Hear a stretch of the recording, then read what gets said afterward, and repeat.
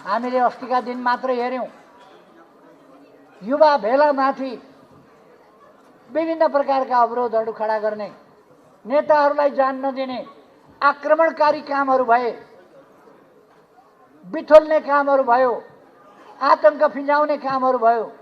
त्यो काम अहिलेसम्म जारी छ। अस्ति हामी माथि ढुङ्गा हान्न आए, एमाले माथि ढुङ्गा हान्न आए, अस्ति एयरपोर्टमा ढुङ्गा हान्न आए, एयरपोर्टका गेट भत्काउन आए, हिजो प्रहरीमाथि ढुङ्गा हान्न गए। त्यो त हामी देखिरहेका छौँ। अर्थात् लोकतान्त्रिक आचरण छैन, लोकतान्त्रिक अभ्यास छैन। यस प्रकारको क्रियाकलाप भइरहेको छ।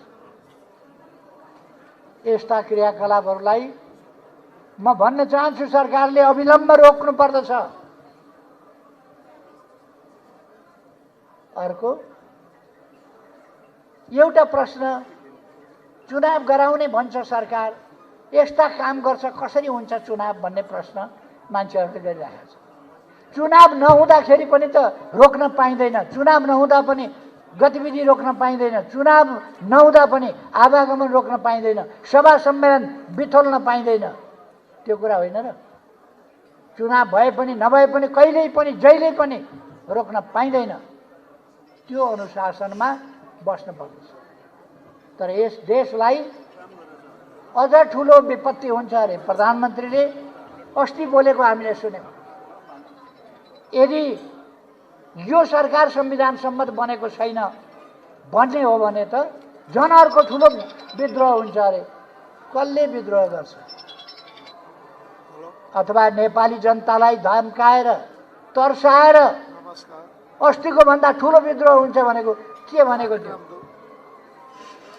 फेरि आगो लाउने, फेरि तोडफोड गर्ने, फेरि लुटमार मचाउने, अथवा के भनेको? अस्तिको भन्दा ठुलो विद्रोह हुन्छ भनेर प्रधानमन्त्रीले भनेको अनुमान हो कि योजना हो? म प्रधानमन्त्रीजीलाई सोध्न चाहन्छु, तपाईको योजना हो कि अनुमान हो? यो योजना हो भने सपना नदेख्नुहोस्, अनुमान हो भने डराउन छोड्नुहोस्, नेपाली जनतालाई पनि डर देखाउन छोड्नुहोस्। नेपाली जनता डर्नेवाला छ। नेपाली जनताले हुन त उहाँ कुनै नयाँ मान्छे होइन, प्रधानमन्त्री मात्रै जेन्जी भन्नुहुन्छ उहाँ, तर उहाँ नयाँ मान्छे होइन, मभन्दा 3.5 महिना मात्रै कान्छी हो।